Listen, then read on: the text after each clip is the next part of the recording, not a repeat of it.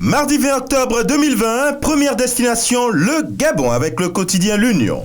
Entendez-vous, titre le journal, les mesures d'allègement des restrictions imposées par la lutte contre le Covid-19 annoncées vendredi dernier par le gouvernement n'ont pas toutes eu un écho favorable. Certaines relatives, par exemple, à la réouverture des lieux de culte ou des restaurants, font penser à une usine de gaz, de sorte que des rencontres entre différentes parties s'avèrent nécessaires pour une mise en œuvre dans l'intérêt de tous.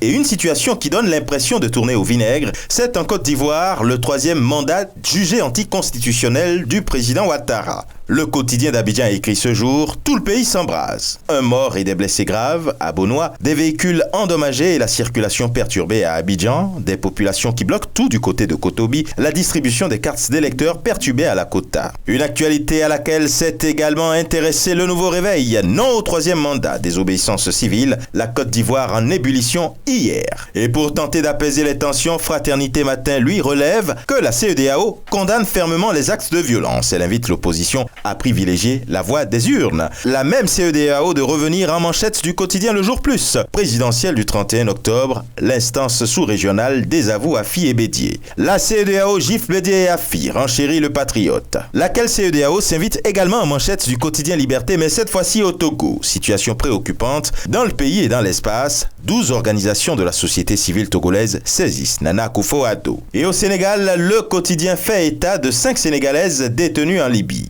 lesquelles seraient des épouses de présumés djihadistes.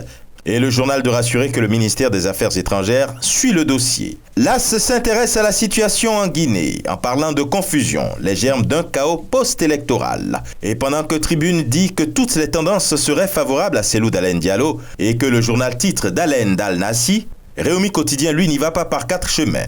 Il écrit « Présidentielle en Guinée, Cellou Dalein président ».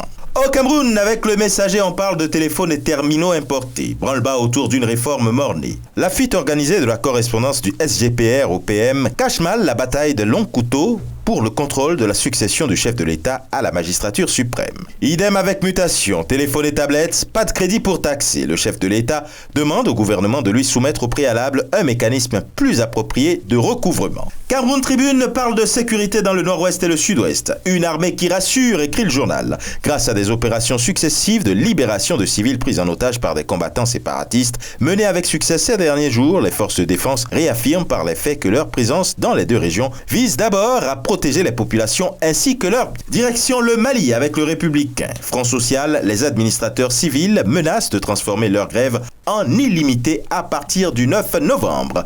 Et puis maintenant au Bénin, La Nation titre économie. Romuald Ouadaï, à propos des dettes de l'État vis-à-vis des travailleurs, rassure que le gouvernement tient à éponger ses arriérés. La Tribune de la capitale s'intéresse aux différents pics contre l'ex-président de la République. Patrice Talon fait sortir une énième fois Boni Yahi de Ségon. Et le Matinat, lui, de revenir sur la polémique autour des dettes de l'État envers les travailleurs. Les chiffres qui confondent Yahi Boni, Romuald Ouadaï remet les pendules à l'heure. Et ce sera tout pour aujourd'hui. Mais encore, prudence, vigilance, mais surtout, n'oubliez pas les gestes barrières. À demain.